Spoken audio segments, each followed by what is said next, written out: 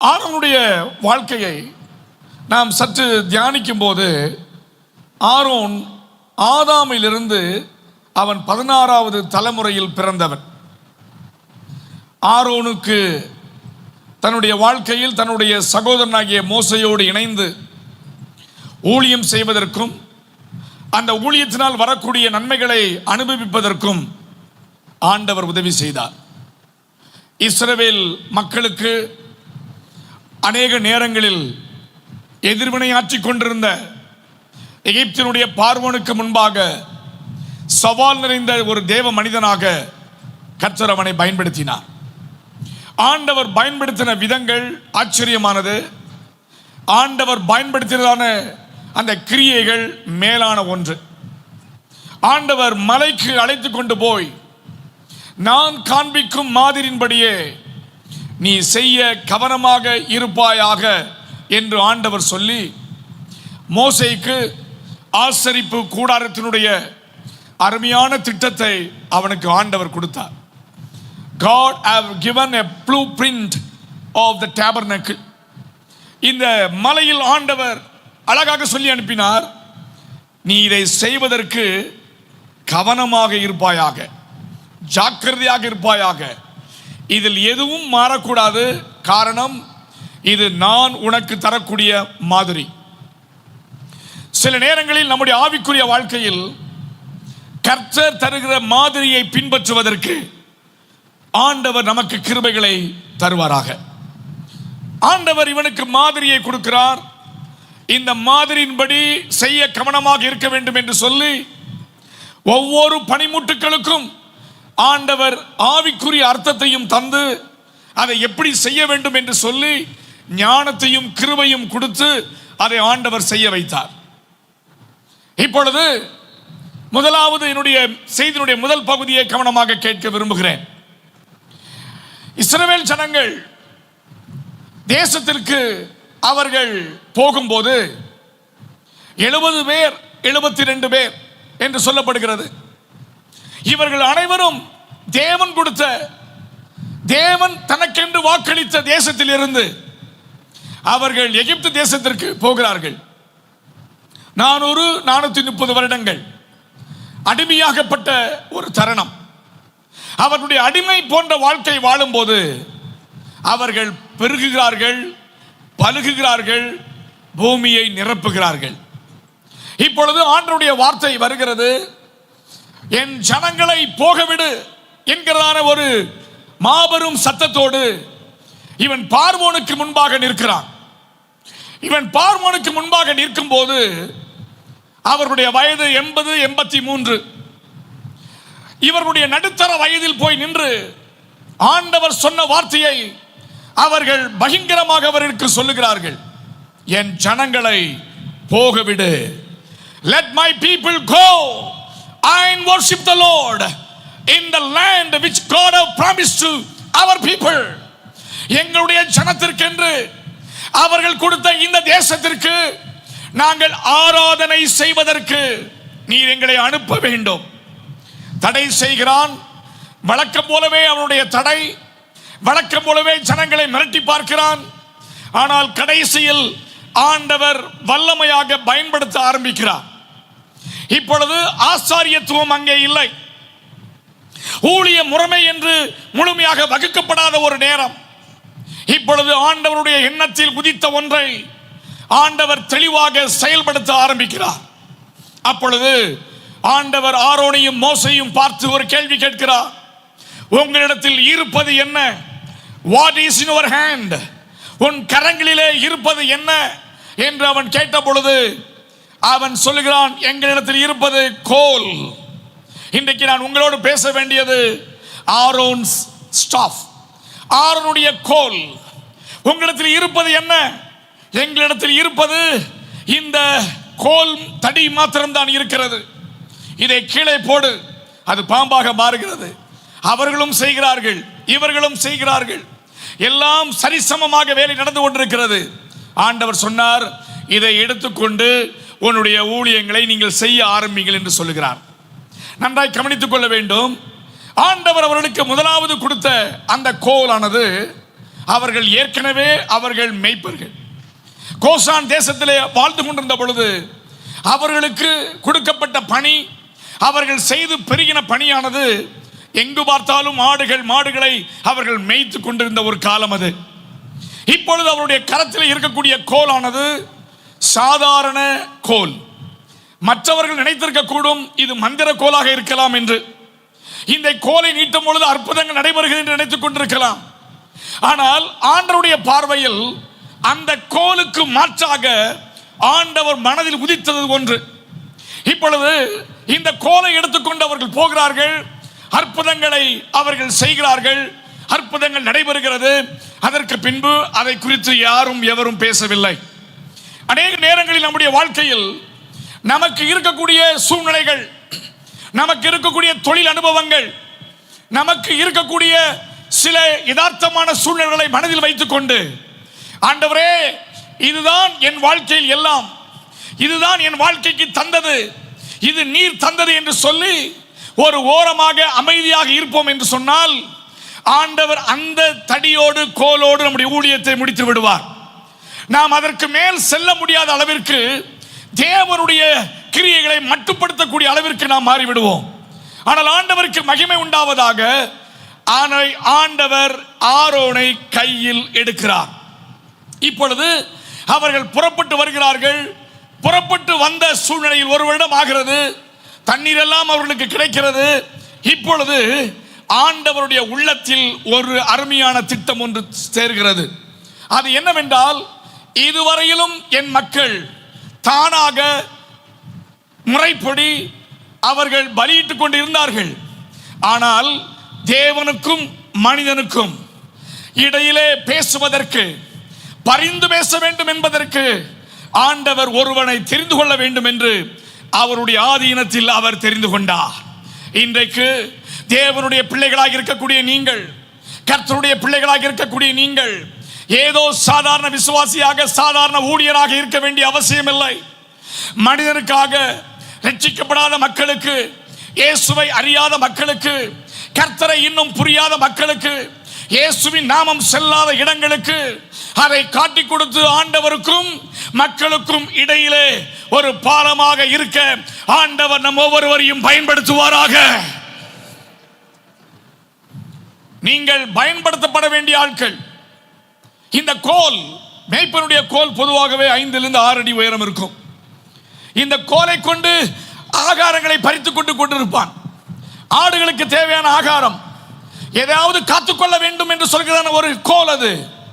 ஆனால் ஆண்டவர் ஆரோனிடத்தில் பேச ஆரம்பிக்கிறார். மோசையோடு பேசுகிறார். மோசையோடு ஆண்டவர் பேசும் பொழுது மோசே சொல்கிறார், ஆண்டவரே, நான் திக்கு வாயனும் அந்த நாவு உடையவன், என்னால் அவ்வளவு அழகாக பேச முடியாது என்பதை அவன் சொல்லுகிறான். திக்குவாயன் என்றால் அங்கே சொல்லப்படக்கூடிய அர்த்தம் என்னவென்றால், மிக நேர்த்தியாக வடிவமைத்து பேச இயலாதவன் என்ற அர்த்தம். இப்பேற்பட்டவன் சொல்லுகிறார், எனக்கு என் சகோதரன் ஆரோன் அங்கே இருக்கிறார், அவர் எனக்கு பதிலாக பேசுவார் என்று சொன்ன உடனே ஆண்டவர் சொல்லுகிறார், 2 பேருக்கும் கிருபைகளை கொடுத்து நீ அவனுக்கு வாயாக இருப்பாயாக. இங்கிருந்தான் அவனுடைய ஊழியத்தினுடைய வாழ்க்கை ஆரம்பமாகிறது. இதுவரையிலும் அவன் தேறினவைகளை குறித்து மேன்மை பாராட்டி கொண்டிருந்திருக்கலாம். இதுவரையிலும் அவன் செய்த அந்த தொழிலை குறித்து மேன்மை பாராட்டி இருக்கலாம். அல்லது ஒருவேளை அவன் மூலமாக நடந்த அற்புதங்களை நினைத்து அவன் சந்தோஷப்பட்டு ஆச்சரியப்பட்டிருக்கலாம். ஆனால் இப்பொழுது ஆண்டவர் சொல்லுகிறார், நீ என்னுடைய வாயாக, என் மக்களுக்கு பிரதிநிதியாக இருப்பாயாக. அருமையான கர்த்தருடைய பிள்ளைகளே, இந்த நாள் முதற்கொண்டு நீங்கள் ஆண்டவருடைய வாயாக மாற வேண்டும். கர்த்தருடைய வார்த்தையை பிரசங்கிக்கக்கூடிய தேவனுடைய வாயாக மாற வேண்டும். தேவன் தரக்கூடிய செய்திகளை ஜனங்களுக்கு சொல்லும் தேவ தூதர்களாக கர்த்தருடைய வாயாக நீங்கள் மாற வேண்டும். ஆண்டவருடைய பிள்ளை, உன் வாயிலிருந்து தேவனுடைய பரிசுத்த எழுத்துக்கள் புறப்பட்டு வருவதாக. தேவனுடைய கிருபை நிறைந்த வார்த்தைகள் உங்கள் மூலமாக நிரப்பப்படுவதாக. ஊழியர்கள் பேசும் பொழுது, கர்த்தருடைய வார்த்தையை கொடுக்கும் போது அவருடைய வார்த்தை கிருபை பொருந்தியதாக மாறுவதாக. ஆண்டவரே, எங்களை இந்த நாட்களில் உம்முடைய வாயாக என்னை பயன்படுத்தும் ஆண்டவரே. நான் மற்ற வேலைகளில் மற்ற காரியங்களில் ஈடுபடுவதை பார்க்கிலும் உம்முடைய வாயாக, உம்முடைய ரெப்ரசன்டேட்டிவாக, பிறருக்காக திறப்பிலே நிற்கிறவனாக நீர் என்னை மாற்றும். ஆரோனை அழைத்தது போல, ஆரோனை அழைத்தது போல நீர் என்னையும் அழைத்து விடும் ஆண்டவரே. என்னுடைய குடும்பமாய் அழைத்து விடும் ஆண்டவரே. உம்முடைய சேவைக்காக எங்களை பயன்படுத்தும் ஆண்டவரே. ஆண்டவருடைய வார்த்தைக்கு இப்பொழுது ஆரோனுக்கு வருவதெல்லாம் தெரிந்ததெல்லாம் என்ன செய்ய வேண்டும். ஆரோனுடைய ஊழியம் நடைமுறைக்கு வரும்போது ஆண்டவர் என்னாகமத்திலே ஒரு அதிகாரத்தை மாத்திரம் இந்த ஆசரிப்பு கூடாரம் அல்லது கர்த்தருடைய பெட்டி சம்பந்தமாக ஒரு அதிகாரத்தை தனியாக ஆரோனுக்காகவே எழுதுகிறார். இப்பொழுது ஒரு கூட்டம் எழும்புகிறது. ஒரு கூட்டம் எழுப்பி சொல்லுகிறது, நாங்கள் என்ன சாதாரண ஆட்களா? நாங்கள் அங்கே இருந்து வந்திருக்கிறோம், எங்களை கொல்ல பார்க்கிறீரா? நாங்கள் மரித்து போக வேண்டுமா? எங்களுடைய வாழ்க்கை இப்படித்தான் இருக்குமா என்றெல்லாம் அவர்கள் முறுமுறுக்க ஆரம்பிக்கிறார்கள். முறுமுறுக்க ஆரம்பிக்கும் போது ஆண்டவர் இடத்தில் அவர்களை கேள்விகளை கேட்கிறார்கள். 16ஆம் அதிகாரத்தில் அக்கினியெல்லாம் கொண்டு வர வேண்டும் என்று சொல்லுகிறார்கள். வீட்டிலே சென்று வாசித்துக் கொள்ளுங்கள். 17ஆம் அதிகாரத்தில் ஆண்டவர் ஆரோனை தெரிந்தெடுத்ததை ஆண்டவர் நியாயப்படுத்துகிறார். உங்களை அழைத்தவர் உங்களை எல்லா இடங்களிலும் நியாயப்படுத்துவார். உங்களுடைய அழைத்த அழைப்பை அவர் உறுதிப்படுத்துவார். உங்களை ரட்சித்ததனுடைய அந்த மேன்மையை ஆண்டவர் உறுதிப்படுத்துவார். ஊழியர்களை அழைத்த அழைப்பை ஆண்டவர் ஒவ்வொரு நிமிடமும் உறுதிப்படுத்திக் கொண்டிருப்பார். பெரும் கூட்டம் எல்லாரும் ஏகமாய் கூடி ஆசரிப்பு கூடாருக்கு முன்பாக வந்து நிற்கிறார்கள். அவர்களுடைய வாயிலிருந்து வந்தது என்ன? நீங்கள் இருவர் தான் ஊழியம் செய்ய முடியுமா? உங்களுக்கு இருவருக்குத்தான் ஆண்டவர் தென்பட்டாரா? உங்களுக்கு மாத்திரம்தான் இது தெரியுமா என்கிறார். ஒரு கூட்டம் அகடியமாக பேசிக் கொண்டிருக்கிறது. ஆண்டவருடைய சன்னிதானத்திலே மோசே விழுந்து கிடக்கிறான். அப்பொழுது ஆண்டவர் கொடுத்த ஒரு திட்டம் தான் இந்த கோலை ஆண்டவர் மாற்றினது. நிறைய நேரங்களில் திணறும் போது முடிவெடுக்க முடியாமல் இருக்கும்போது, பிரச்சனைகளை எதிர்கொள்ள தெரியாமல் இருக்கும்போது, சூழ்நிலைகளை கையாள தெரியாமல் இருக்கும்போது ஆண்டவர் உங்கள் வாழ்க்கைக்கென்று ஒரு திட்டத்தை தருவார். ஒரு ஆமென், நல்ல ஆமென் சொல்லுங்க. சத்தம் ஒரு அல்லேலூயா. ஒரு திட்டத்தை ஆண்டவர் வைத்திருக்கிறார். உங்களையும் என்னையும் அழைத்தவர் திட்டம் இல்லாமல், திக்கு தெரியாமல் ஒரு காரியத்தை ஒருபோதும் செய்யவே மாட்டார். அவருக்கென்று ஒரு நியாயம் உண்டு, அவருக்கென்று ஒரு சட்டம் உண்டு. என் பிள்ளைகளை தொடுவதற்கு, என் பிள்ளைகளுக்கு விரோதமாக எழும்புவதற்கு இந்த கோகாரின் கூட்டம் எம்மாத்திரம் என்று ஆண்டவர் எழும்புவார். நம்பத்தச்சே அவர் எழும்புவார். நமக்காக பேசுவதற்கு திட்டங்களை தருவார். நம்மிலே வைத்திருக்கக்கூடிய நம்பிக்கை வீண் போகாதபடிக்கு, அந்த நம்பிக்கை ஒருபோதும் அற்று போகாதபடிக்கு, அந்த நம்பிக்கையின் மேல் விசுவாசம் உடையவராக நம்மை அவர் காத்துக்கொள்வார். ஆண்டவர் சொன்னாரப்பா, ஒரு 12 கோலை நீ ஆயத்தப்படுத்த சொல்லு, 12 கோலை எழுத சொல்லு. அந்த 12 கோல்ல அங்கே இருக்கக்கூடிய கோத்திரத்தின் பெயரை எழுத சொல்லு. ஒரே ஒரு கோத்திரத்தில் மாத்திரம் ஆரோனின் பெயரை எழுத சொல். லேவி என்கிறதான கோத்திரத்தின் பெயர் எழுதப்பட்டிருக்கக்கூடிய இடத்தில் அதை ஆண்டவர் தனக்காக எடுத்து தன்னுடைய ஊழியத்திற்காக வேறு பிரிக்கும் பொழுது ஆரோனுடைய பெயரை மாத்திரம் எழுது. கூட்டமான மக்கள், திரள் கூட்டமான மக்களுடைய ரெப்ரசன்டேட்டிவாக ஒருவனை தெரிந்து கொள் என்று சொல்லுகிறார். கூட்டம் ஒவ்வொரு ட்ரைபுக்கும், ஒவ்வொரு விகிதச்சாரத்தின்படி அங்கே இருந்த பிரபுக்கள் பெரியவர்களுடைய கூடி இருக்கும் பொழுது ஒரு நாமம் எழுதப்பட்டது. எல்லாருக்கும் ஒரு நாமம் எழுதப்பட்டது. ஆனால் லேவி கோத்திரத்துக்கு மாத்திரம் ஆரோனுடைய பெயரை மட்டும் அதன் மேல் எழுதுவாயாக. லேவியர் அனைவருக்கும், ஊழியத்தை நிறைவேற்றுகிற அத்தனை பேருக்கும், கர்த்தருடைய சன்னிதானத்தில் வந்து ஆண்டவருடைய மகிமை பொருந்திய வசனத்தை கேட்கிற அத்தனை பேருக்கும், இங்கே இருக்கக்கூடிய தேவ மனிதர்களை கர்த்தர் அடையாளம் காண்பிக்கிறார். கர்த்தருக்கு ஸ்தோத்திரம் உண்டாவதாக. God is identifying the people who going to do ministry in future. அடையாளம் காண்பிச்சா. எல்லாரும் இருக்கலாம்பா, கலெக்டிவா இருக்கலாம், மொத்தமா இருக்கலாம், கூட்டணியா இருக்கலாம், பரவாயில்ல. நான் தெரிந்து கொண்ட ஊழிய அடையாளத்திற்கென்று இன்று முதற்கொண்டு ஒருவனை தெரிந்து கொள்ளப் போகிறேன். அவனுடைய பெயர் ஆரோன். அல்லேலூயா. எவ்வளவுதான் வாழ்க்கையினுடைய பிரச்சனைகள், போராட்டங்கள் நிறைந்த வாழ்க்கை நாம் வாழ்ந்து கொண்டிருந்தாலும், நம்முடைய வாழ்க்கையில் நமக்காக வைத்திருக்கக்கூடிய தேவ திட்டத்தை ஆண்டவர் சரியான நேரத்தில் நமக்கு காண்பிப்பார். 12 கோல்களும் வைக்கப்படுகிற இடம் கர்த்தருடைய பெட்டி மேல் சாத்தி வைக்கப்பட்டது. கர்த்தருடைய பெட்டி அங்கே இருக்கிறது. நாம் அனைவருக்கும் தெரியும், கர்த்தருடைய பெட்டி அவருடைய வல்லமையை காட்டுகிறது, அவருடைய மகிமையை காட்டுகிறது, அவருடைய உண்மையை காட்டுகிறது, அவருடைய பிரசன்னத்தை காட்டுகிறது, அவர் தயவு பொருந்திய அவருடைய கிரியைகளை நமக்கு காட்டுகிறது.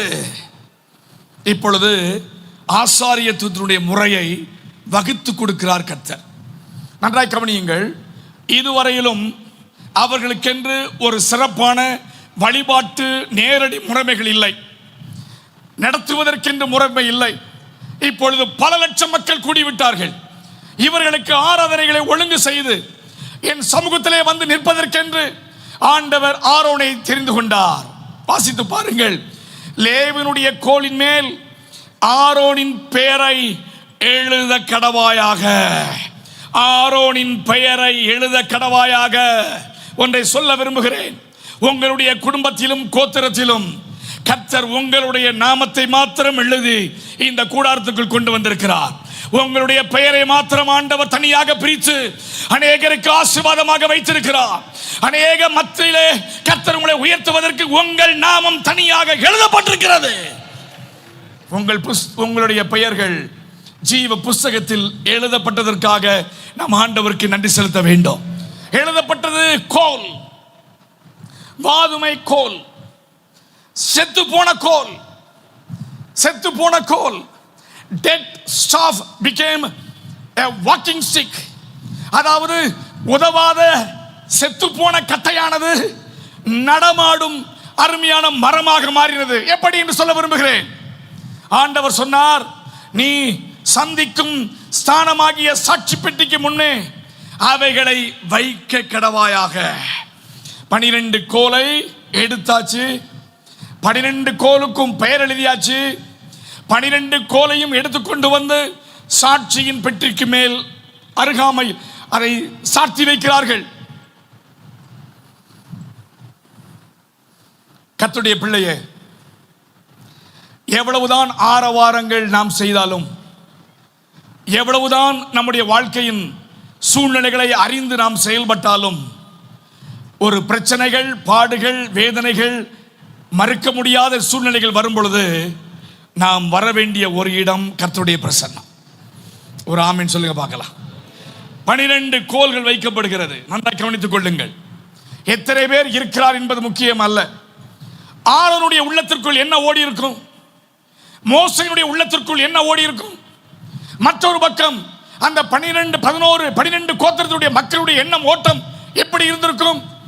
இதோடு இவன் ஒளிந்தான், இவனுடைய ஊழியம் நிறைவு பெறப் போகிறது, இதோடு இவனுடைய வாழ்க்கை முடிந்து போய்விடும்.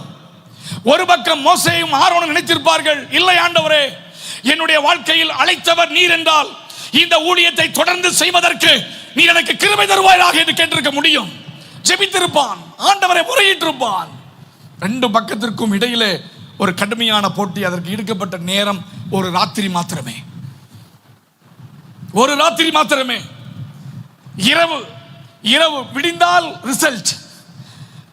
விடிந்தால் ரிசல்ட். என்ன ரிசல்ட்? வாழ்க்கையை தீர்மானிக்கக்கூடிய ஒன்று, வாழ்க்கையினுடைய ஊழியத்தை தீர்மானிக்கக்கூடிய ஒன்று, வாழ்க்கையினுடைய ஆசீர்வாதத்தை நிர்ணயம் பண்ணக்கூடிய ஒரு நாள் அது.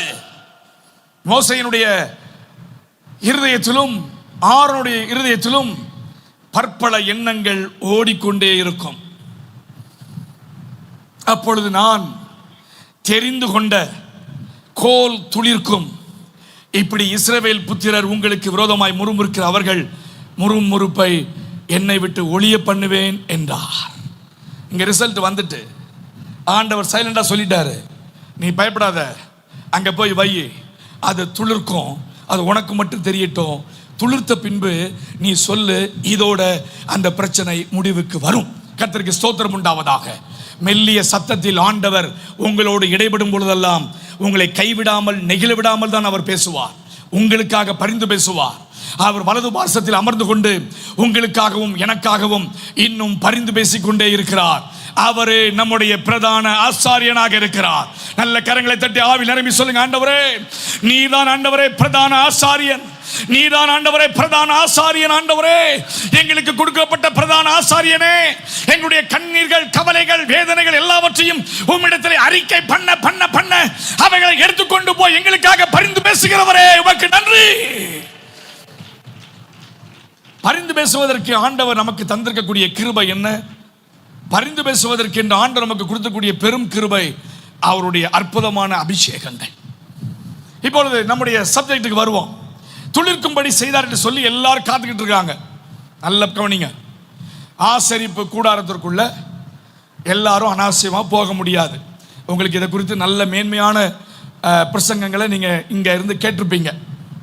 இப்போ ஆண்டவர் அந்த கோலை வைக்க சொல்லியாச்சு, வச்சு முடிச்சாச்சு. இரவெல்லாம் அவர்களிடத்துல இருக்காங்க, காத்துக்கிட்டு இருக்காங்க. நல்ல கவனிங்க, ஒரு கட்டை இருக்கும் என்றால் யோபு சொல்லும் பொழுது சொல்லுகிறார், அந்த தண்ணீரின் வாசனையினால் அந்த மரம் துளிர்விடும் என்று சொல்லுகிறார். இப்பொழுது ஆண்டவருடைய பிரசன்னம் மாத்திரம்தான் அங்கே இருக்கிறது, ஆண்டவருடைய பெட்டி மாத்திரம்தான் அங்கே இருக்கிறது, ஆண்டவருடைய கிருபை மாத்திரம்தான் அங்கே இருக்கிறது, ஆண்டவருடைய வசனம் மாத்திரம்தான் அங்கே இருக்கிறது.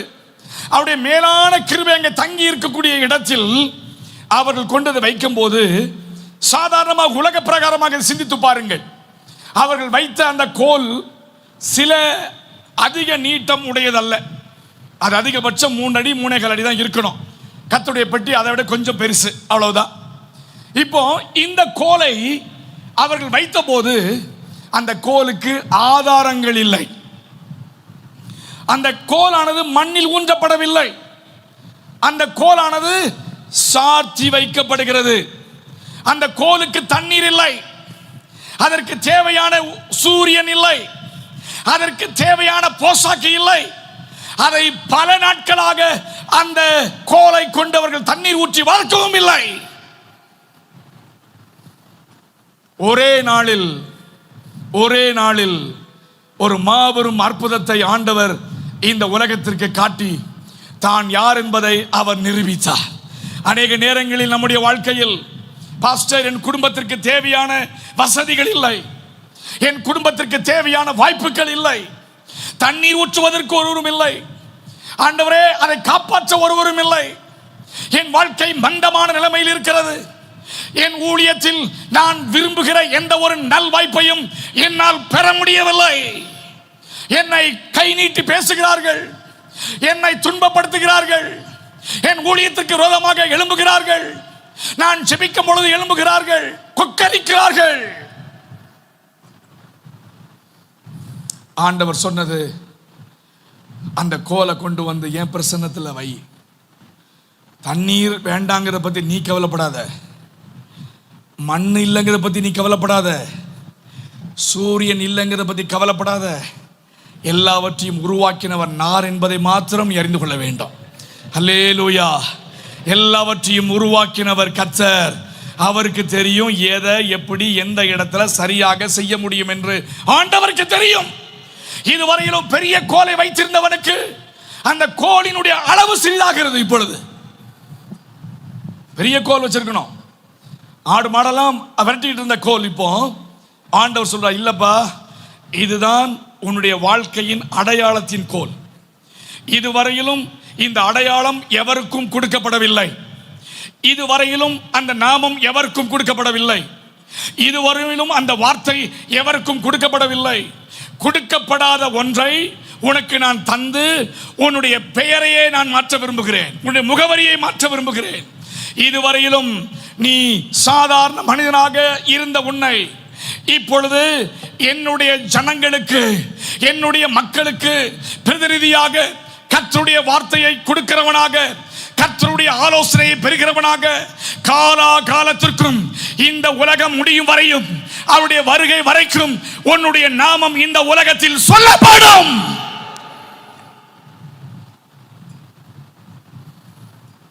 ஆண்டவர் ஆரோனை அழைத்தார். ஆண்டவர் ஆரோனை அழைத்த பின்பு வச்சாச்சு.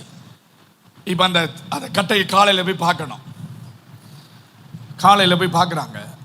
இயற்கையை நம்ம பார்த்துக்கலாமே. ஒரு கட்டையை தரித்து கொண்டு ஒரு மணலிலே வைத்தால் ஒரு வாரம் கழித்து 2 வாரம் கழித்து பார்த்தால் என்ன வரும்? அதிகபட்சம் என்ன வரும் சொல்லுங்கள்? ஒரு இலை தானே வரும். இலை தான் வரும். ஒரு சின்ன இலை ஒன்று வரும். அப்போ நம்ம தண்ணி ஊற்றுவோம், காப்பாற்றுவோம், அதை வளைப்போம், சரி பண்ணி மேலே கொண்டு வந்துடுவோம். அவ்வளோதான் செய்ய முடியும். ஆனால் இது எப்படி நடந்தது என்று நீங்கள் பாருங்கள். மறுநாள் மோசே சாட்சியின் கூடாரத்துக்குள் பிரவேசித்த போது இதோ லேவியின் குடும்பத்தாருக்கு இருந்த ஆரோனின் கோல் துளிர்த்திருந்தது. சத்தம் ஒரு அல்லையா சொல்லுங்க பார்க்கலாம். துளிர்த்திருந்ததுன்னு பைபிள் ஃபுல் ஸ்டாப் வைக்கல. அதுக்கு ஒரு எக்ஸ்பிளனேஷன் 2வது வரியில கொடுக்கிறார். அது துளிர்விட்டு பூ பூத்து வாதுமை பழங்களை கொடுத்தது. அல்லேலூயா. சத்தம் ஒரு ஆமென் சொல்லுங்க. அல்லேலூயா. இது அவனுடைய ஊழியத்தினுடைய 2வது பகுதிக்கு கர்த்தர் அவனை அழைத்துக் கொண்டு வருகிறார். உங்களையும் ஆண்டவர் தன்னுடைய வாழ்க்கையினுடைய ஆசீர்வாதங்களை பார்ப்பதற்கென்று ஆண்டவர் உங்களை தனியாக வேறு பிரிக்க விரும்புகிறார். நீ வேறு பிரிக்கப்பட்ட ஜனம். உனக்கு ஒப்பானவன் இந்த உலகத்தில் எவரும் இல்லை. அல்லேலூயா. வேறு பிரிக்கப்பட்ட ஜனம், கர்த்தரால் ஆசீர்வதிக்கப்பட்ட ஜனம், சாபங்களை எல்லாம் முறியடிக்கப்பட்டு கர்த்தருக்கென்று வாழும் பிரதிஷ்டை செய்யப்பட்ட ஜனம் நாம். எல்லாரும் போய் பார்க்குறாங்க. மோசே மட்டும் உள்ள போறாரு. அந்த கோலை எடுத்துக்கொண்டு வந்து எல்லாத்தையும் காமிக்கிறார். பாருப்பா. ஏன்னா இந்த கூட்டம் மோசமான கூட்டம். ஆரோனுக்குள்ளது மட்டும்தான் காமிச்சா, ஆரோனுக்குள்ள மட்டும்தான் துளிச்சான்னு கேட்பாங்க. டக்குன்னு எடுத்துட்டு போய் பாருப்பா. எல்லாரும் பார்க்குறாங்க. பார்த்த உடனே அவர்கள் மிகுந்த சோர்வுக்குள்ளாகி போகிறார்கள். ஒரே ஒரு கோல் மாத்திரம் துளிர்த்திருந்தது.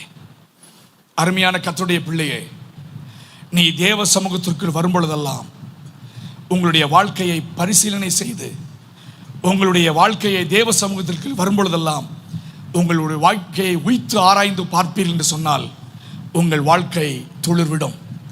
நம்பிக்கை உண்டு. துளிர் என்பது நம்பிக்கையின் அடையாளம். ஆண்டவரே, 58வது ஏசாயா 58ஆம் அதிகாரத்தில் அப்படித்தான் நாம் வாசிக்கிறோம். உன் சுக வாழ்வு சீக்கிரத்தில் துளிர்த்து என்று சொல்லப்பட்டிருக்கிறது. சுகவாழ்வு சீக்கிரத்தில் துளிர்க்கும். ஆவிக்குரிய வாழ்க்கை சீக்கிரத்தில் துளிர்க்கும். ஊழிய வாழ்க்கை துளிர்க்கும். இதுவரையிலும் மூடப்பட்ட, இதுவரையிலும் திறக்கப்படாத, இதுவரையிலும் ஊழியங்களுக்கு சென்று அந்த ஊழியங்கள் அடைக்கப்பட்ட எல்லாவற்றையும் ஆண்டவர் துளிர்க்க பண்ணுவார். துளிர்க்க பண்ணுவார். சத்தம் ஆமென் சொல்லுங்க. ஆண்டவரே, எங்கள் வீடுகளில் நடக்கக்கூடிய ஜெபங்கள் துளிர்க்க வேண்டும். என்னுடைய குடும்பத்தின் ஆசீர்வாதங்கள் துளிர்க்க வேண்டும். எங்கெல்லாம் ஊழியம் மூடப்பட்டது என்று நாங்கள் நினைக்கிறோமோ அத்தனை இடத்திலும் அந்த இடத்திலே ஒரு துளிரை எங்களுக்கு காண்பியும் ஆண்டவரே. துளிரை காண்பியும் ஆண்டவரே. துளிரை காண்பியும் ஆண்டவரே. ஆண்டவரே, மிகுந்த பிரயாசத்தோடு ஊழியத்திற்கு சென்றேன். மிகுந்த நன்மையோடு ஊழியத்திற்கு சென்றேன். மிகுந்த வேதனைகள் அற்ற ஒரு சூழ்நிலையில் சந்தோஷமாக ஊழியத்திற்கு சென்றேன். ஆனால் இப்பொழுது அந்த ஊழியம் அங்கே இல்லை என்று யாராவது கண்ணீர் வெடித்து ஜெபத்தோடு இருப்பீர்கள் என்று சொன்னால் உங்களுக்கு சொல்லுகிறேன், கர்த்தர் அதை மீண்டும் துளிர்க்க பண்ணுவார். அதற்கு என்ன தேவை? பணம் தேவையில்லை, மண்ணு தேவையில்லை, காற்று தேவையில்லை, சூரியன் தேவையில்லை. அதற்கு ஒன்றே ஒன்று தேவை. நீதியின் சூரியன் ஆகிய கர்த்தர் அதை அங்கீகரிக்க வேண்டும். கர்த்தருக்கு ஸ்தோத்திரம் உண்டாவதாக. அவரிடத்தில் ஜெபிக்க வேண்டும். அங்கீகாரம் மாத்திரமல்ல, அவரிடத்தில் ஜெபிக்கும் பொழுது அந்த ஊழியத்தினுடைய மகத்துவத்தை அவர் துளிர்க்க பண்ணுவார். துளிர்க்க பண்ணுவார். ஆண்டவர் ஏன் அதை துளிர்க்க பண்ணினார் தெரியுமா? அவர்களை வெட்கப்படுத்தும்படி, அவர்கள் வெட்கப்பட்டு போகும்படி. உங்கள் ஊழியத்திற்கு, தனிப்பட்ட வாழ்க்கைக்கு ஒவ்வொரு நாளும் உங்களை குக்கரித்துக் கொண்டிருக்கக்கூடிய அநேகருடைய சத்தத்தை கேட்டு சோர்ந்து போயிருக்கிறீர்களா? வேதனையோடு ஆண்டவரே, பலவிதமான போராட்டங்கள் நாளுக்கு நாள் நான் சந்தித்துக் கொண்டிருக்கிறேன். தனிப்பட்ட ஜீவியத்தில், தனிப்பட்ட வாழ்க்கையில் நான் என்ன செய்ய வேண்டும் எனக்கு தெரியவில்லை என்று நீங்கள் கேட்டால், ஆண்டவர் ஒரு திட்டத்தை தருகிறார். You go to my presence. என்னுடைய சமூகத்திற்கு நீ வா, என் சமூகத்திற்கு வா. இத்தனை பேர் ஆண்டவரை மகிமைப்படுத்தக்கூடிய ஒரு அற்புதமான வாய்ப்பை ஆண்டவர் நமக்கு தந்திருக்கிறார். வாருங்கள், உங்கள் வாழ்க்கை துளிர்விடும். வாருங்கள், உங்கள் கசப்பான வாழ்க்கையை மதுரமாய் மாற்றுவார்.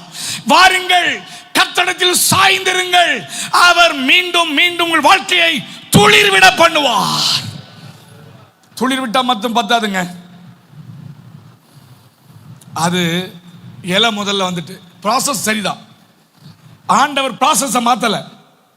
ப்ராசஸை மாத்திருந்தா பைபிள்ல வேற மாதிரி எழுதியிருக்கும். ஒரே நாள்ல அது வளர்ந்து காய் கொடுத்து எழுதியிருக்கும். ஆனா பைபிள் அப்படி சொல்லல. துளிர்த்திருந்தது. நீங்க எந்த கட்டையும் பாருங்க, அதுக்கு ஒரு ப்ராசஸ் இருக்கு. அதுக்கப்புறம் அது பூ பூக்கணும், அதுக்கப்புறம் அது காய் காய்க்கணும், அதுக்கப்புறம் அது பழமா மாறணும். This is a process. ஆண்டவர் எதையும் தவறாக செய்கிறவர் அல்ல. அவர் செய்வதெல்லாம் இந்த உலகத்தில் வாழும் நமக்கு அந்த நீதிக்கு உட்பட்டு தான் எல்லாவற்றையும் ஆண்டவர் செய்வார். கர்த்தருக்கு மகிமை உண்டாவதாக. அது துளிர்த்தது.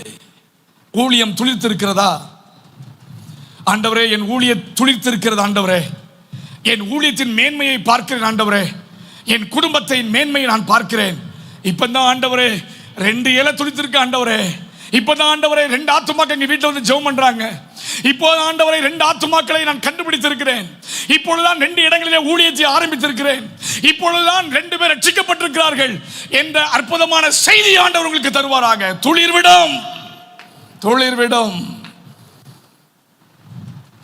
துளிர்விடும். ஊழியத்தில் ஒன்று, துளிர்விட்ட உடனே அமைதியாகக்கூடாது. அநேக நேரத்தில் நம்ம சொல்லுவோம், ஆண்டவரே என் பிரச்சனை சால்வ் ஆயிட்டு, என் பிரச்சனைலாம் நேர்மையாக வந்துட்டு கரெக்ட் ஆயிட்டு, அதனால இனிமே நான் வந்து கொஞ்சம் ரெஸ்ட் எடுக்கலாமா அப்படின்னு போயிட்டீங்கன்னா ஊழியம் அதில் நின்றோம். அடுத்து பைபிள் சொல்லுது, அது பூ பூத்து. ஊழியத்தில் பலனை அனுபவிக்கக்கூடிய ஊழியங்கள் முக்கியமானது. நாம் ஒவ்வொரு முறையும் ஊழியத்திற்கென்று வந்து ஊழியத்தை நாம் திறம்பட செய்யும் போது அந்த ஊழியத்தினுடைய கனிகளை நீங்கள் புசிக்க வேண்டும். முக்கியம். பூ பூத்து, நம்ம எல்லாருக்கும் இந்த பூ பூத்தன்னு நம்ம சொல்லுவோம். ஐயோ பூ பூத்துட்டு இந்த சீசன்ல, ரொம்ப சீசன்ல உடனே அது காய் காய்ச்சிரும், சந்தோஷப்படுவோம். எத்தனை பேர் குரங்கு பார்த்துருக்கீங்கன்னு எனக்கு தெரியல. எல்லாருமே குரங்கு பார்த்துருப்போம். நிறைய பேர் குரங்கு சேட்டை பண்ணுவாங்க. நான் அதை சொல்லலை. குரங்கு பார்த்துருப்பீங்க. குரங்கு பார்த்தீங்கன்னா அந்த குரங்குக்கு ஒரு வியாதி எப்பவுமே உண்டு. நல்ல காயும் பூவும் காய்ச்சி இருந்துச்சுன்னா அதை போய் உழுப்போம். அப்படியே ஒரு ஆட்டை ஆட்டி விடும். ஆட்டிட்டு அது பாட்டுக்கு ஜாலியாக கிளம்பிடும். கீழே பார்த்தீங்கன்னா எல்லா பூவும் அங்கே கொட்டி கிடக்கும். அவன் நினைச்ச எல்லா பலனையும் அறுக்க முடியாது. சில நேரங்களில் நிறைய குரங்குகள் ஊழியத்திற்கு எதிராக செயல்படும். அது மனித குரங்காகவும் இருக்கலாம், சாதாரண குரங்காக இருக்கலாம், உலகத்தில் வரக்கூடிய பிரச்சனையாக குரங்காக கூட இருக்கலாம். கவனமாக இருக்க வேண்டும். உன்னுடைய ஊழியம், குடும்ப வாழ்க்கை வேலி அடைத்து காக்கப்பட வேண்டும். நரிகள் வரக்கூடாது. அங்கே குழிமுசல்களுக்கு இடமில்லை. எவனோ ஒருவன் ஓடி வந்து உள்ளே வந்து அந்த ஊழியத்தினுடைய தன்மையை பார்த்து அசைத்து பார்க்காதபடிக்கு நீ காவல் வைக்க வேண்டும். ஆண்டவரே, என் ஊழியத்தில் பூத்து குலுங்குகிறது என்று சந்தோஷப்படுவதற்கு முன்பு, ஆண்டவரே இந்த பூத்து குலுங்குகிற இந்த 2ஆம் பருவத்திலே அவைகள் காய்களாக மாறட்டும். ஆண்டவரே கேளுங்கள். அறுவடை செய்யணும். ஆத்துமாக்கள் அறுவடை செய்வதற்கு நம்முடைய கண்கள் கவனமாக இருக்க வேண்டும். கவனமாக இருக்கணும். உன் மந்தையின் மேல் நீ கவனமாக இருப்பாயாக. குடும்பத்தின் மேல் கவனமாக இருப்பாயாக. குடும்பத்தை கண்ணமிடுகிறவர்களுக்கு முன்பாக நீங்கள் ஜாக்கிரதையாக இருக்க வேண்டும். பிள்ளைகளுடைய வாழ்க்கை மிக முக்கியமான ஒன்று. பிள்ளைகளுடைய வாழ்க்கையை தினமும் கவனித்து பாருங்கள். அவர்கள் ஒவ்வொரு பருவத்தை தாண்டி வரும் பொழுது நீ ஆண்டவருக்கு நன்றி செலுத்த வேண்டும். தீமையான தேவையில்லாத பிரச்சனைகளுக்கு நேராக அவர்கள் முகம் கொடுத்து விடாதபடிக்கு கர்த்தர் அவர்களை பாதுகாக்க வேண்டும் என்று ஜெபிக்க வேண்டும். வளரும் சந்ததி கர்த்தருடைய சந்ததி. ஒரு சந்ததி எனப்படும், அது கர்த்தருடைய சந்ததி எனப்படும். நல்ல சத்தமா சொல்லுங்க, ஆண்டவரே என் பிள்ளைகளும் நானும் உம்மை சேவிப்போமே தவிர வேறு எவரையும் சேவிப்பதற்கு வாய்ப்பே இல்லை.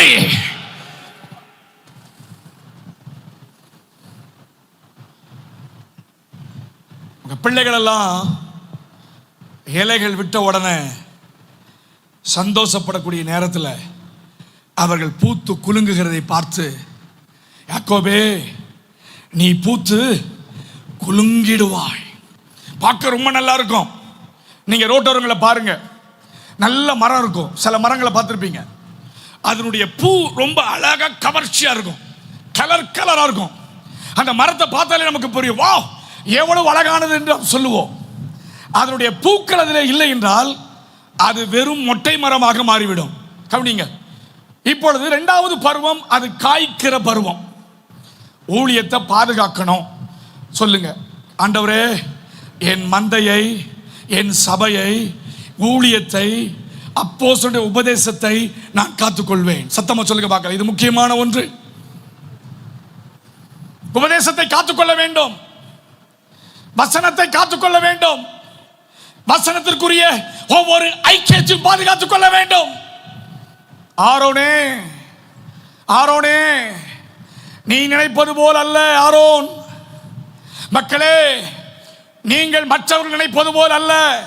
தெய்வ ஜனமே, மற்றவர்கள் நினைப்பது போல் நீ அல்ல. உனக்குள் இருக்கக்கூடிய விசேஷித்த ஆவி என்னவென்றால், தேவனே உன்னை ஏற்படுத்தி இருக்கிறார். கர்த்தரே உங்களை ஏற்படுத்தி இருக்கிறார். கர்த்தரே உங்களை நிலைநாட்டி இருக்கிறார். கர்த்தரே ஆசரிப்பு கூடாரத்தில் பிரவேசிக்கும் அந்த சாட்சியத்தை தந்திருக்கிறார். எவ்வளவு பெரிய கிருபை பாருங்க. நடந்தது என்ன தெரியுமா? அது காய் காய்த்த பின்பு அது பூ பூத்தது. பூ பூத்த பின் மன்னிக்கவும், காய் காய்த்தது. காய் காய்த்த பின்பு அது வாதுமை பழங்களை கொடுத்தது. ஊழியத்தில், தனிப்பட்ட வாழ்க்கையில் கனி நிறைந்த வாழ்க்கை முக்கியம். வரங்களை விட கனிதான் முக்கியம். வேதம் சொல்லுகிறது, அந்த மரமானது அதன் கனியினால் அறியப்படும். நீங்கள் கேட்கலாம், ஏன் ஆண்டவர் வாதுமை அந்த பழத்தை வைத்தார்? அந்த நாட்களிலே, இஸ்ரவேல் நாட்டிலே முதலாவது தோன்றி பயிரிட்டு பழுக்கிறதான அந்த சீசனுக்குரிய பழம் இதுதான், வாதுமை தான். அதான் ஆண்டவர் அதை வைத்தார். நீங்கள் அந்த ஆமாம், அதில் நீங்கள் பார்க்கும்போது அதிலே ஆண்டவருடைய மகத்துவத்தை பார்க்க முடியும். Seasonal fruit. இப்போ ஆண்டவர் சொல்லுகிறார், அப்பா இப்போ பூ பூத்துட்டு காய் காய்ச்சிட்டு இருப்பது 3 அடி தான், 3 அடி தான். இப்பொழுது ஒன்றை சொல்ல விரும்புகிறேன். இதுவரையிலும் அந்த பெட்டியானது எல்லோருடைய பார்வைக்கும் இருந்த ஒன்று. கர்த்தருடைய பெட்டியை உள்ளே அணுக முடியாத ஒரு நிலைமை. இப்பொழுது அங்கே சென்று மோசே வைத்த பின்பு, சாதாரணமான கோலாக வைத்தது துளிர்த்து காய்த்து அது பலனை கொடுத்து விட்டது. தேவ பிரசன்னத்தில் இருந்த பெட்டி, தேவ பிரசன்னத்தில் இருந்த பெட்டி, பெட்டிக்கு வெளியே சாத்தி வைக்கப்பட்ட அந்த கோல் சில நிமிடம், சில வாரங்கள், சில மாதங்கள் கழித்து அந்த கோலானது கர்த்தருடைய பெட்டிக்குள் இருந்தது. அல்லேலூயா. வெளியிலே இருந்தவைகள் எல்லாம் உள்ளே கொண்டு வருவார் கர்த்தர். திரளான மக்களை கர்த்தர் உள்ளே கொண்டு வருவார். திரளான மக்களை அவரோடு சேர்ப்பதற்கு உள்ளே கொண்டு வருவார். ரட்சிக்கப்படாத பெரும் கூட்ட மக்களை அலை அலையாய் அலை அலையாய் அலை அலையாய் ஆண்டவர் சபைகளே கொண்டு சேர்ப்பார். நல்ல கரங்களை தட்டி, ஆண்டவரே சபைகளிலே எங்கள் மக்களை நீர் சேர்ப்பதற்கு, சபைகளிலே எங்கள் மக்களை கொண்டு வருவதற்கு, சபைகளிலே உம்முடைய நாமத்தை மகிமைப்படுத்துவதற்கு திரள் கூட்டமான மக்களை கொண்டு வருவீராக.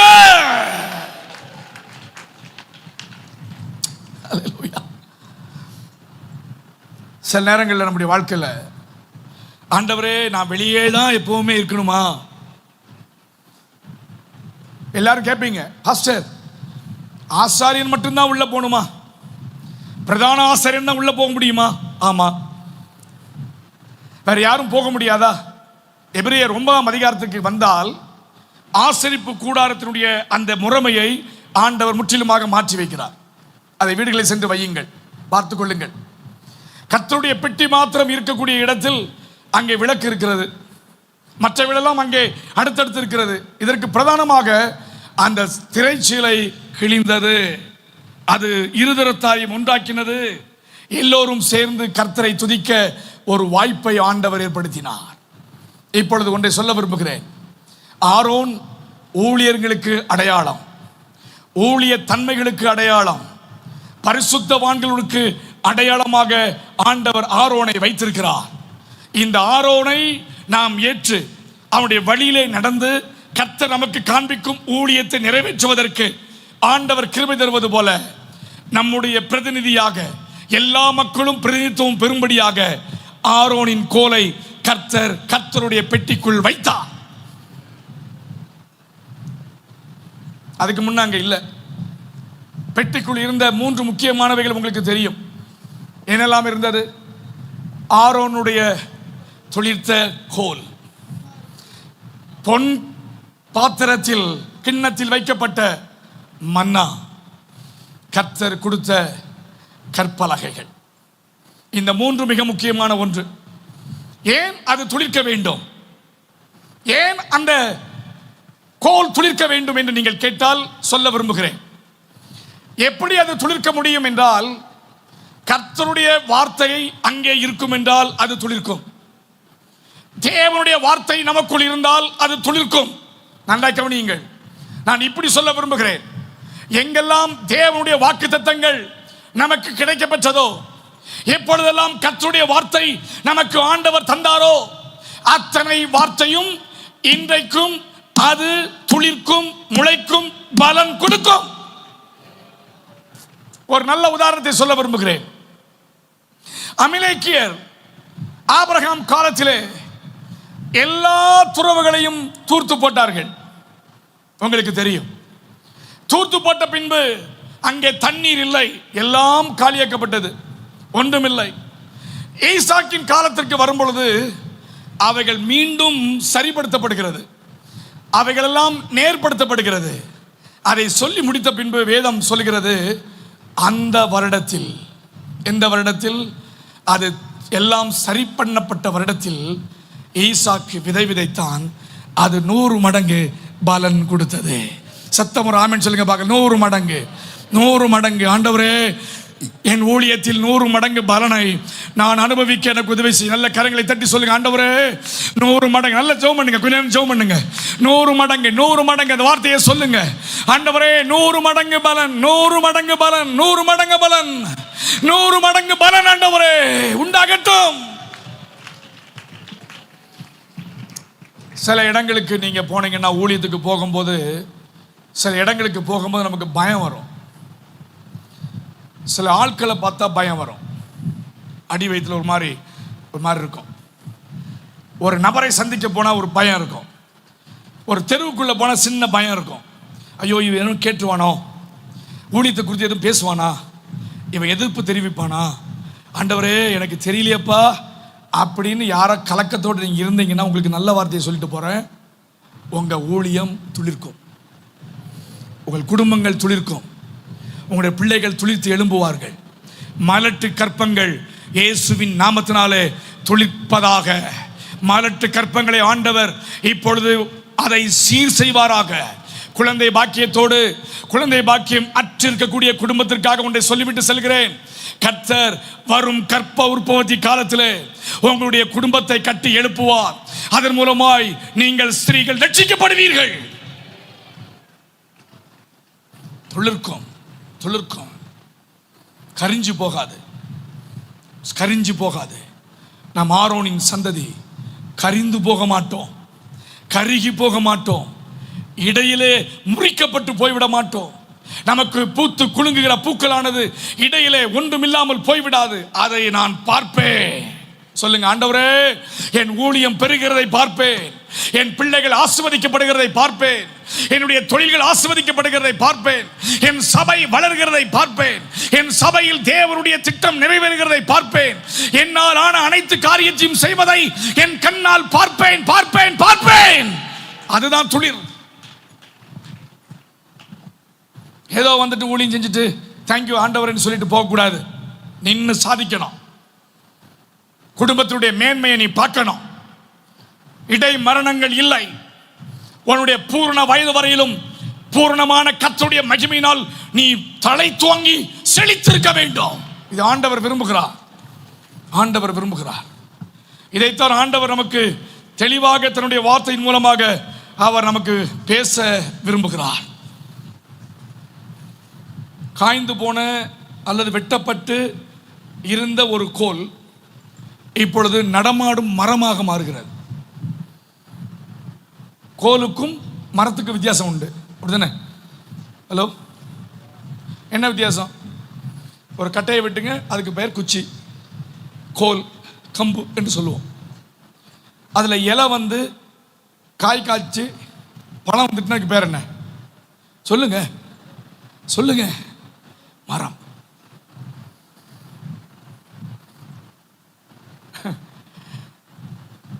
அந்த 40 வருஷமும் வனாந்திரத்தில் அந்த மரம் நடமாடுச்சு.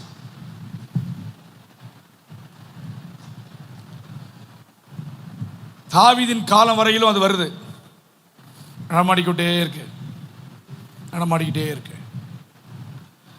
உங்கள் வாழ்க்கையில் நீங்கள் பயணப்படும் வாழ்க்கை பயணம் முழுவதும் இந்த மரம், கல்வாரி மரம் உங்களோடு பயணம் செய்யும். சத்தம் ஒரு ஆமென் சொல்லுங்க பாப்போம். இந்த மரம் பயணம் செய்யும். அந்த மரம் எது? சிலுவையில் அறையுண்ட, சிலுவையில் பொருட்டாக எண்ணப்படாத சாதாரண மரத்தில் தொங்கின என் இயேசு இன்றைக்கும் துளிர்விட வைக்கிறார், காய்க்க வைக்கிறார், பழுக்க வைக்கிறார், பழமாக மாற்றுகிறார், கனியாக மாற்றுகிறார், என் வாழ்க்கையை ஆசீர்வாதமாக மாற்றுகிறார். அது எப்படி வந்தது என்றால், அவர் எனக்கு தந்த அந்த கிருபையின் ஊழியத்தினாலும், அவர் எனக்கு தந்த இந்த விசுவாச அறிக்கையின்படினாலும், அவர் எனக்கு தந்த இந்த மாபெரும் ரட்சிப்பின் நிமித்தமாக கர்த்தர் கொடுத்த இந்த அற்புதமான கல்வாரிக்காக கர்த்தருக்கு ஸ்தோத்திரம், சிலுவைக்காக ஸ்தோத்திரம். ஹல்லேலூயா. நடமாடுது. இதை நான் படிக்கும் பொழுது நான் இப்படி யோசித்து பார்த்தேன். ஆண்டவரே, நீர் அற்புதங்களை செய்கிறவர் என்று எனக்கு நன்றாக தெரியும், அதிசயங்களை நடத்தக்கூடியவர் என்று எனக்கு தெரியும். ஆனால் அந்த அதிசயத்தை நீர் யாருக்கு காண்பித்தீர்? ஆண்டவர் எப்படி காண்பித்தார் தெரியுமா? அது யாருக்கு காண்பித்தார் தெரியுமா? எதிராய் வந்த கூட்டத்திற்கு காண்பித்தார். அதை ஏன் அவர் காண்பிக்க வேண்டும்? என் ஊழியர்கள், கர்த்தருடைய தாசர்கள், அமர்ந்திருக்கக்கூடிய கர்த்தருடைய பிள்ளைகள் என் பிள்ளை, அவர்கள் என்னுடையவர்கள், அவர்கள் என் ஜனம், அவர்கள் என்னுடைய பிள்ளை, அவர்களை நீ ஒன்றும் செய்ய முடியாது. நடந்தது என்ன? பூமி இரண்டாக பிளந்தது.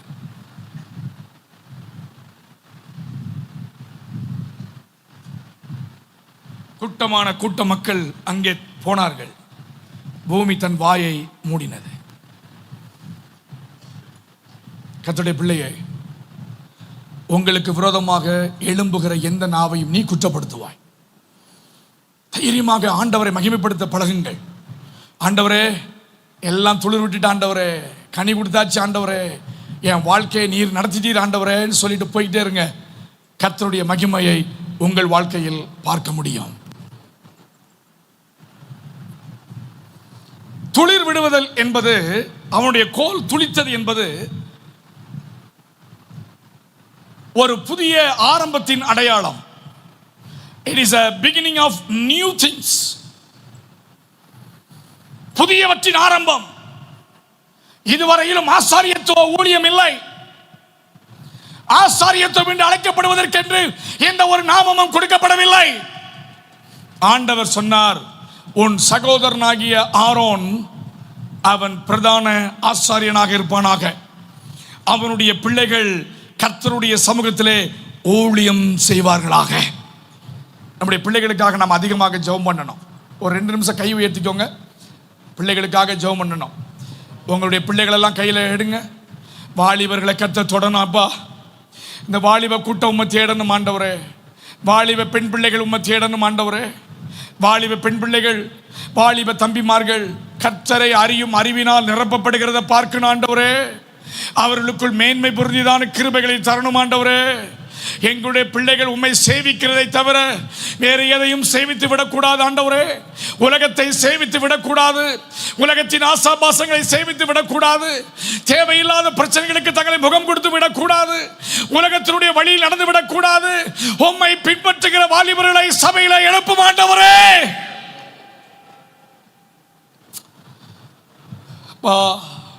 நான் மாத்திரம் இல்லை ஆண்டவரே, என் பிள்ளைகள் எல்லாம் கர்த்தரை சேவிக்கணும். இதை கண்ணீரோடு நீங்க கேட்கணும், கண்ணீரோடு கேட்கணும். ஆண்டவரே, என் பிள்ளைகள் உம்மை சேவிக்கிறதா ஆண்டவரே நான் பெரிதா நினைக்கிறேன். என் பிள்ளைகள் உம்மை சேவிக்க சேவிக்க அதை விட ஒரு ஆசீர்வாத உலகத்தில் எதுவுமே இல்லை ஆண்டவரே. ஷபா கதானமார் யாக்கபா ஷபா லபா ரபா கபா தனமார் யாக்கா சந்தலபா. பிள்ளைகளுக்காக நீங்கள் ஜெபம் பண்றீங்களா? பாரப்படுறீங்களா? உன் பிள்ளைகளுக்காக கண்ணீர் விட்டு ஜெபம் பண்றீங்களா? பிள்ளைகளுடைய நல்வாழ்க்கைக்காக ஜெபம் பண்ணுவது போல அவருடைய ஆவிக்குரிய வாழ்க்கைக்கு ஜெபம் பண்ணுகிறீர்களா? கேளுங்கள் ஆண்டவர். ஆண்டவரே, ஷபௌரியா கதனா, வாலிபர்கள் சிலம்பம் பண்ணணும், கர்த்தருக்காக சிலம்பம் பண்ணணும், கர்த்தருக்காக வார்த்தைகளை பேசணும், கர்த்தருடைய நாமத்தை அவர்கள் வெளியிலே கொண்டு வர வேண்டும், கர்த்தருக்காக பயன்படுகிறதை பார்த்து சந்தோஷப்பட வேண்டும். இதான் முக்கியம். ஆண்டவர் ஆரோனுக்கு சொல்லும் போதே சொல்லிட்டாரு, நீயும் ஊழியம் செய்யணும், உன் பிள்ளைகளும் ஊழியம் செய்யணும். ஒருவேளை இந்த கூட்டத்தில் கர்த்தருடைய அழைப்பை பெற்று பல நாட்களாக பலவிதமான குழப்பத்திலே இங்கே அமர்ந்திருப்பிருந்தால் கர்த்தர் உங்களை ஊழியத்திற்கு அழைக்கிறார். ஓப்பன் சவாலாக உங்களுக்கு சொல்லிவிட்டு போகிறேன், கர்த்தர் உங்களை அழைத்திருக்கிறார். தம்பி தங்கச்சி, காலம் தாழ்த்தாதே. இனியும் காலம் இல்லை. கர்த்தருடைய ஊழியத்தை செய்வதற்கு இதை தவிர வேறு ஒரு நாளும் காலமும் குறிக்கப்படவில்லை. ஆண்டவர் தெளிவாக சொன்னார். அவனுக்கே சொல்லிட்டார், அவருக்கு ஏற்படக்கூடிய ஆடைகளை தயார்படுத்துவாயாக, அவருடைய பிள்ளைகளுக்கு தேவையான ஆடையை தயார்படுத்துவாயாக. அதில் என்னென்ன இருக்கணும் அதெல்லாம் நீங்கள் வீட்டில் வாசிக்கோங்க. என்ன இருக்கணும், எப்படி இருக்கணும், அதனுடைய அளவு எல்லாத்தையும் ஆண்டவர் மைன்யூட்டாக கொடுத்து அவனை. இப்பொழுது ஆசாரியத்துவத்தை ஆண்டவர் அவன் கையிலே கொடுக்கிறார். சில நேரங்களில் நம்முடைய வாழ்க்கையில், ஆண்டவரே, நான் ஒன்றுக்கும் எதற்கும் நான் தகுதியற்றவனாக இருக்கிற என்னை நீ எப்படி ஆண்டவரே என்னை பயன்படுத்த முடியும் என்று நீங்கள் கேட்கலாம். கர்த்தர் உங்கள் வாழ்க்கையை அநேகருக்கு ஆசீர்வாதமாக வைப்பார். நான் என்னுடைய சிறு சாட்சியை மாத்திரம் சொல்லி நான் முடித்து ஜெபிக்க விரும்புகிறேன். நான் 6.5 மாதத்தில் பிறந்தவன். நான் பிறக்கும் பொழுது 900 கிராம். எனக்கென்று ஞானமும் பெரிய கல்வியும் கிடையாது. நான் பிறந்த பொழுது என்னை சுற்றி தள்ளி போட்டு விட்டார்கள், மரித்து போவான் என்று. இவன் அவ்வளவுதான் என்று மூளையும் வரல, மண்டையும் வளரல, எதுவுமே வளராத ஒரு குழந்தை. கர்த்தர் தன்னுடைய 14வது வயதில் என் ஆண்டவர் என்னை தொட்டார். என்னை அவர் தொட்டார். அவர் தொட்ட பின்பு என் வாழ்க்கை முற்றிலுமாக மாற ஆரம்பித்தது. அவரிடத்தில் நான் கேட்டேன், ஆண்டவரே, நான் என்ன செய்ய வேண்டும்? பல மாதங்கள் அந்நிய பாஷைகளை பேசி தீர்க்க தரிசனங்களை சொல்லி கர்த்தருக்காக நான் வைராக்கியமாக இருந்த ஒரு சிறு வாலிபன். கர்த்தர் ஒரு நாள் என்னை தொட்டார்.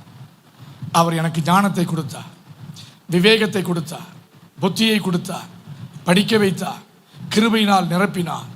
என்னுடைய ஊழியத்தை செய் என்று அவர் எனக்கு தன்னுடைய நாமத்தை என் மேல் வைத்தார். உங்களுக்கும் அதே தான் நான் சொல்லுகிறேன். நீங்கள் யார் என்பது முக்கியமே அல்ல, எந்த பின்னணி என்பது முக்கியம் அல்ல, எப்பேற்பட்டவர்கள் என்பது முக்கியம் அல்ல. ஒன்றுக்கும் உதவாதவர் என்று உங்களை தூக்கி போடக்கூடியவர்களாக இருந்தாலும் பரவாயில்லை, முழுமையாய் பிறக்காத குழந்தையாய் இருந்தாலும் பரவாயில்லை, சில வருடங்கள் தான் இவன் பிழைப்பான், சில நாட்களிலே மரித்து போவான் என்று சொன்னாலும் பரவாயில்லை. மண்ணை கொண்டு மனிதனை படைத்தவருக்கு உயிரோடு பிறந்த நமக்கு அவர் உயிர் தருவது அதிக நிச்சயம். என்னை காப்பாற்றினார். அந்த இயேசுவுக்கு இன்றைக்கும் நான் ஊழியம் செய்து கொண்டிருக்கிறேன். கர்த்தருக்கு மகிமை உண்டாவதாக. ஆரோனின் கோல் இன்றைக்கும் துளிர்த்து இருக்கிறது. ஆரோனின் கோலை எவரும் பாதாளத்தினுடைய எந்த சக்தியும் அதை மேற்கொள்ளாதபடிக்கு இத்தனை பேர் நாம் கூடியிருப்பது ஆரோனுக்கு தேவன் கொடுத்த அற்புதமான பெரும் ஆசீர்வாதம். நல்ல கரங்களை தட்டி ஆண்டவருக்கு மகிமை செலுத்துவோமாக. நல்ல நல்ல உற்சாகத்தோடு ஹல்லேலூயா ஹல்லேலூயா.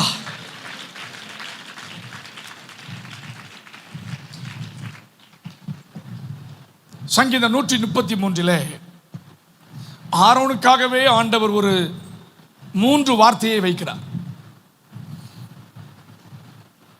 இதோ சகோதரர் ஒருமித்து வாசம் பண்ணுகிறது எத்தனை நன்மையும் இன்பமாக இருக்கிறது. அவ்வளவுதான். அதுக்கப்புறம் பைபிள் சொல்லுது, அது ஆரோனுடைய சிரசில் மேல் ஊற்றப்பட்டு அவனுடைய தாடியிலே வடிகிறதும் அவனுடைய அங்கிகளின் மேல் இறங்குகிறதுமான நல்ல தைலத்திற்கும் எர்மோன் மேலும் சீயோன் பர்வதங்கள் மேலும் இறங்கும் பனிக்கும் ஒப்பாயிருக்கிறது.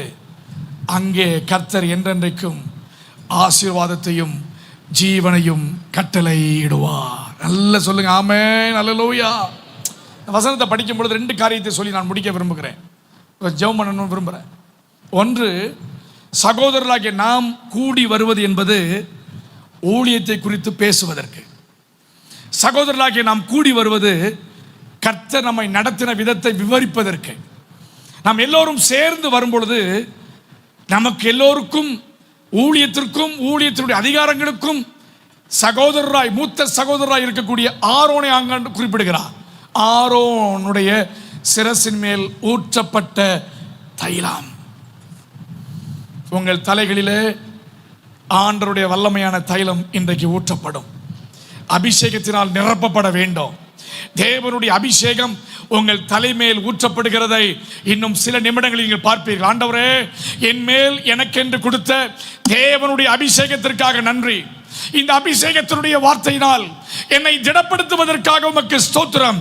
அது வடிந்து அவன் தாடியிலே வடிந்து அவன் அங்கி முழுவதையும் அவனுடைய அங்கிகள் மேல் இறங்குறதுமான நல்ல தைலம். எல்லாரும் கரங்களை போயிட்டு சொல்லுங்க, ஆண்டவரே நல்ல தைலத்திற்காக ஸ்தோத்திரம். ஆண்டவரே, ஆரோனுக்கு கொடுக்கப்பட்ட அந்த அபிஷேக தைலம், எங்களுக்கென்று கொடுக்கப்பட்ட அபிஷேக தைலம், எங்களுக்கென்று கொடுத்த அற்புதமான தேவனுடைய கிருபை, எங்களுக்கென்று கொடுக்கப்பட்ட தேவனுடைய மகிமை, எங்களுக்காக கொடுக்கப்பட்ட ஊழியத்தின் தைலம், எங்களுக்காக கொடுக்கப்பட்ட ஆசீர்வாதத்தின் தைலம், எங்களுக்காக கொடுக்கப்பட்ட நன்மையின் தைலம், எங்களுக்காக கொடுக்கப்பட்ட தூய்மையின் தைலம், எல்லாவற்றையும் நீர் எங்களுக்கு தந்ததற்காக ஸ்தோத்திரம். ராஜ அபிஷேகத்திற்காக ஸ்தோத்திரம். ராபா சந்துலமா ஒரு யாக்கபா.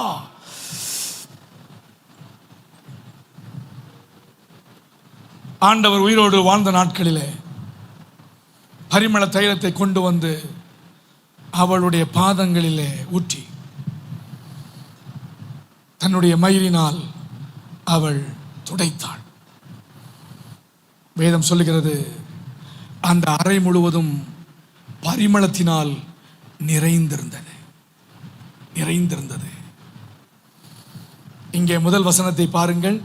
சகோதரர் ஒருமித்து வாசம் பண்ணும் இடத்தில், சேர்த்து பாருங்கள், சகோதரர்கள் ஒருமித்து கூடும் இடத்தில், ஆண்டவர் வாசம் பண்ணும் இடத்தில், ஆண்டவரே உம்முடைய அபிஷேகம் உடைக்கப்படுகிறதை நான் விரும்புகிறேன்.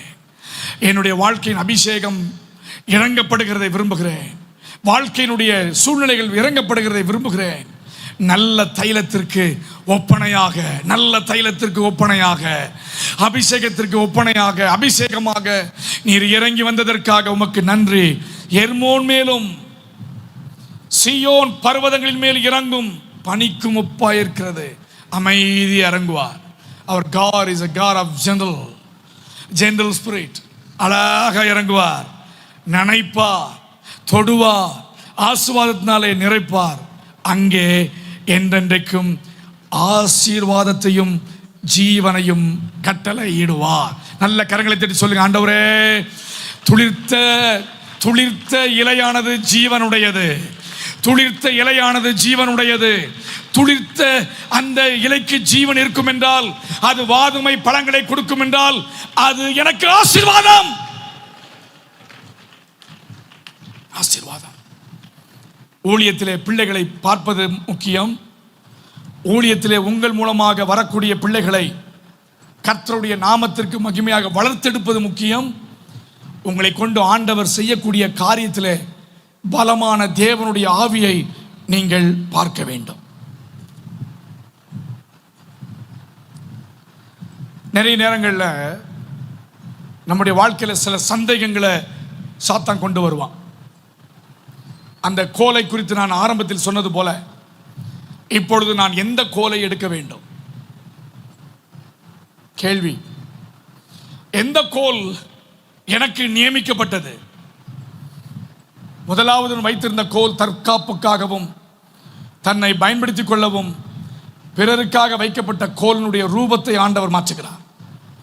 அதனுடைய தன்மையை மாற்றுகிறார். அதனுடைய அளவை மாற்றுகிறார். அதனுடைய எல்லா முகங்களையும் மாற்றுகிறார். என்றைக்கு ஆண்டவரை நாம் ஏற்றுக்கொண்டோமோ, நம்முடைய முகத்தை ஆண்டவர் மாற்றினார். நம்முடைய குணாதிசயத்தை மாற்றினார். நம்முடைய வாழ்க்கையை மாற்றினார். நமக்குள் இருந்த அவதூறுகளை எடுத்து போட்டார். நமக்குள் இருந்த வேண்டாத ஆவிகளை அவர் மாற்றி போட்டார். நமக்குள் இருந்த வைராக்கியங்களை மாற்றி போட்டார். மார்க்க வைராக்கியங்களை மாற்றி போட்டார். நமக்குள் இருந்த ஒரு வித்தியாசமான சூழ்நிலைகளை மாற்றி போட்டார். நமக்கு இருந்த எல்லா நிலைமைகளையும் ஆண்டவர் மாற்றி, இப்பொழுது நீ எனக்குரியவன், என்னுடைய வாய் எனக்காக பேசுகிறவன், உன்னுடைய குடும்பம் முழுவதும் எனக்காக தேவை என்பதை ஆண்டவர் மாற்று முகமாக மாற்றி இருக்கிறார். இப்படியே மாற்றிட்டார் ஆண்டவர். இப்ப ஆண்டவர் சொல்றாரு, நீ ஆரோனை போல அழைக்கப்பட்டால் ஒழிய இந்த ஊழியத்தை உன்னால் நிறைவேற்ற முடியாது. இங்க கொண்டு கொடுக்காரு பாருங்க ஆண்டவர். எத்தனை வருஷம் பாருங்க, இத்தனை வருடங்கள் கழித்தும் புதிய ஏற்பாட்டில் ஆண்டவர் வைத்திருக்கும் வார்த்தை, ஆரோனை போல அழைக்கப்பட்டால் ஒழிய. ஆண்டவரே, ஆரோனுக்கு நீர் காண்பித்த துளிர் இன்றைக்கும் துளிர்த்து கொண்டில்லை ஆண்டவரே. ஆண்டவர் ஆரோனுக்கு காண்பித்த அந்த கோல் பூத்து காய்த்து பழுத்ததை போல, கனி கொடுத்தது போல, இன்றைக்கும் எங்களுடைய திருச்சபை கனிகளினாலும் வரங்களினாலும் நன்மைகளினாலும் கர்த்தர் ஆசீர்வதித்துக் கொண்டிருக்கிறார். அதற்காக ஸ்தோத்திரம். ஆரோனே, உன் கோல் துளிர்க்கும்.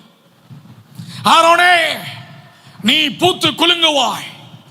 ஆரோனே, கர்த்தர் உன்னை தனியாக அழைக்கிறார். ஆரோனே, நீ ஊழியத்தின் மகுடம்.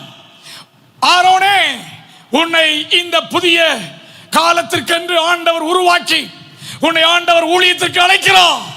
This is a time to come into the ministry. You come into the ministry. வாருங்கள், இன்றைக்கு கர்த்தருடைய ஊழியத்தை செய்ய ஆரம்பியுங்கள். உங்கள் மேல் அபிஷேக தைலம் ஊற்றப்படும். உங்கள் குடும்பத்தின் மேல் அபிஷேக தைலம் ஊற்றப்படும். தேவ ஆவியானவர் பலமாய் இறங்கி உங்கள் ஒவ்வொருவரையும் ஆசீர்வதிப்பாராக. ஹல்லேலூயா, ஹல்லேலூயா. எல்லாரும் எழுந்து நிற்போமாக. சில நிமிடங்கள் ஜெபிப்போம். அதற்கு பின்பாக ஒரு பாடலை பாடின பின்பு அவர்கள் ஜெபங்களில் உங்களை நடத்துவார்கள், பாஸ்டர்மார்கள் நடத்துவார்கள். சில நிமிடங்கள் மாத்திரமே நல்ல கரங்களை தட்டி ஆவியில நிரம்பி நீங்கள் ஜெபம் பண்ணிக்கிட்டே இருங்க. ஆண்டவரே, நீர் இறங்கி வாரும் என்று கேளுங்கள். உம்முடைய அற்புதமான கிருபைகளை நான் பார்க்க கவனிக்க நீர் எனக்கு உதவி செய்து தரலாம். நல்ல உற்சாகத்தோடு ஹல்லேலூயா, ஹல்லேலூயா. ஆண்டவரே, உம்முடைய மகத்துவத்திற்காக நன்றி அப்பா. ஆரோனை போல அழைக்கும் கிருபையை நீர் எங்களுக்கு தந்ததற்காக நன்றி. உம்மேல் வைத்திருக்கக்கூடிய அன்பினால் எங்களுக்கு கொடுத்த பெரும் ஆசீர்வாதமாகிய ஆவியின் நிறைவிற்காக கர்த்தருக்கு ஸ்தோத்திரம் உண்டாவதாக. ஹல்லேலூயா, ஹல்லேலூயா, ஹல்லேலூயா. நல்ல கரங்களை தட்டி ஆவியில் நிரம்பி ஒரு 5 நிமிடம் எடுத்து அந்நிய பாஷையில பேசுங்க. ஓ ரபாபாகா சந்துனமோ. நல்ல உற்சாகத்தோடு ஆண்டவரே, இந்த இடம் முழுவதும் நீர் நிரப்புவீராக. இந்த இடம் முழுவதும் உம்முடைய வல்லமையினாலே நிரப்புவீராக. இந்த இடம் முழுவதும் கர்த்தருடைய கிருபையினால் நிரப்பப்படுகிறதை கண்ணால் பார்க்க.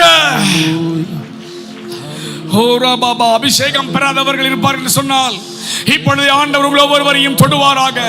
வரங்களுக்காக காத்திருக்கிற ஆண்டவர் தொடுவாராக. வல்லமைக்காக காத்திருக்கிற ஆண்டவர் உறுதி செய்வாராக. ஊழிய அழைப்பிற்காக காத்திருக்கிறவர்களை கர்த்தர் தொடுவாராக. ஓ ரபாபா சந்துனமா ஒரு யாக்கபா, ஓ ரபாகா சந்துனமா ஹீரபலகந்துனிமியா சந்துனமா ஒரு யாக்கபா. ஓ ஹalleluya, ஹalleluya, ஹalleluya, ஹalleluya, ஹalleluya.